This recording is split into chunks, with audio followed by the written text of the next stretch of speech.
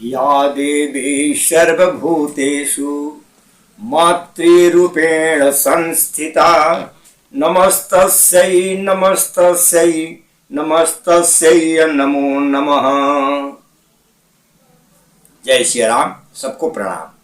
धर्म प्रेमी सज्जनों, आज मैं आप लोगों के सामने नारी के बारे में कुछ बताने का प्रयास कर रहा हूं कि भारतीय संस्कृति में नारी का स्थान क्या है। हमारे इस भारतीय जो संस्कृति है इसमें नारी का स्थान क्या है, नारी को कितना महत्व दिया गया है, आज मैं आप लोगों के सामने यही बात रखने का प्रयास कर रहा हूं। आप लोग ध्यान देकर सुने।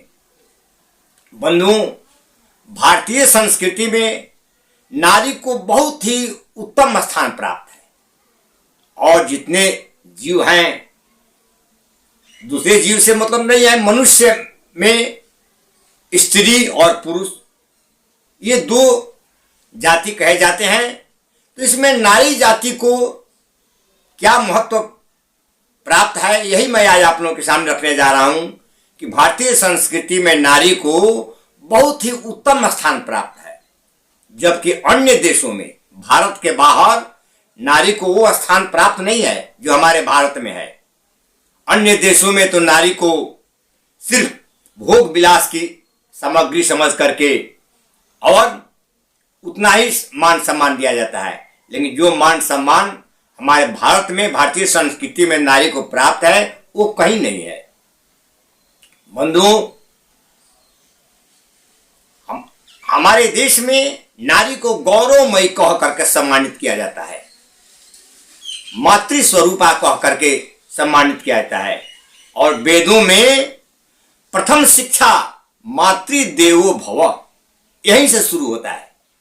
वेद की शिक्षा जो व्यक्ति लेते हैं तो वेदों में सबसे प्रथम मातृदेवो भव यहीं से प्रारंभ होता है, यहीं से वेद की शिक्षा प्रारंभ कराई जाती है।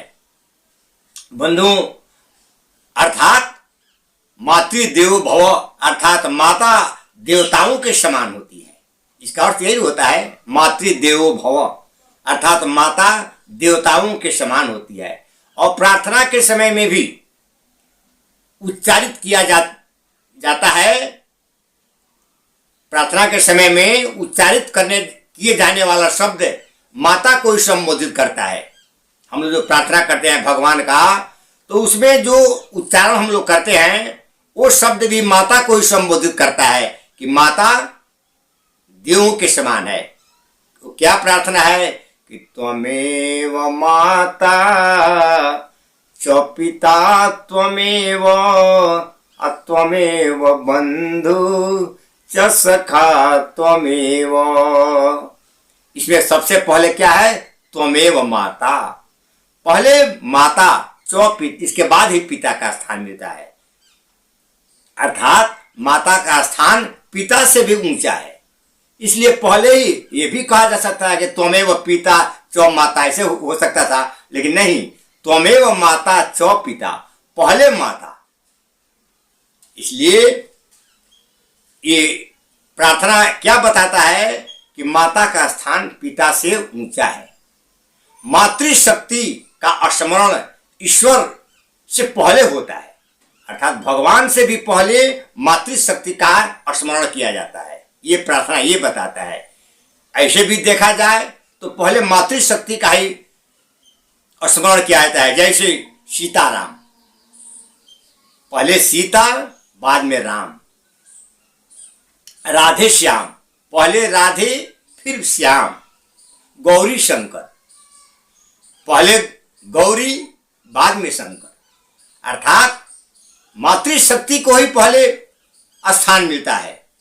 गिरिजापति, राधे श्याम, सीताराम कहीं भी देखा जाए तो हमारे भारतवर्ष में मातृशक्ति को ही स्थान मिलता है। ऐसे भी देखा जाए तो कोई देश नहीं है ऐसा कि जिस देश का नाम के बाद में माता शब्द लगा हो।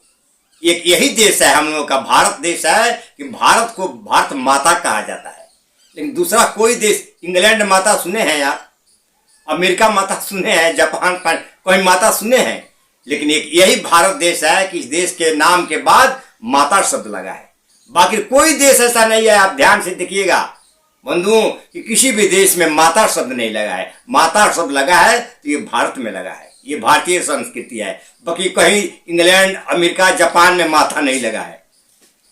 इसलिए बंधुओं, मनुस्मृति में भी कहा गया है कि यत्र नार्यस्तु पूज्यन्ते रमन्ते तत्र देवता, अर्थात जिस घर में स्त्रियों का सम्मान होता है, स्त्रियों का मान सम्मान दिया जाता है, पूजा होता है, उस घर की स्थिति स्वर्ग के समान होती है और वहां देवता लोग आकर के वास करते हैं, वहां देवताओं का निवास होता है। ये हमारे मनुस्मृति के हिसाब से, मनुस्मृति का श्लोक जो बताता है, यही बताता है कि जहां पर नारी का सम्मान होता है वहां पर वो घर स्वर्ग के समान होता है, वहां देवताओं का निवास होता है। और स्त्रियों के लिए पति सेवा ही सर्वश्रेष्ठ है। स्त्रियों को किसी भी गुरु की आवश्यकता नहीं होती है, पति के चरणों की सेवा ही में उनको भगवान के दर्शन हो जाते हैं। बंधुओं, यही हमको बताना था मुख्य रूप से कि भारतीय संस्कृति में नारी को क्या स्थान प्राप्त है। तो आप लोग पहले यही देख लें कि भारत ही एक ऐसा देश है कि जिस देश के नाम के बाद माता शब्द लगा है, बाकी कोई देश में माता शब्द नहीं लगा है। भारत माता, भारत को ही कहा जाता है, बाकी कोई देश को माता नहीं कहा जाता है। बंधुओं, यही बता करके आज आप लोगों से विदा लेता हूं। जय जय श्री सीताराम।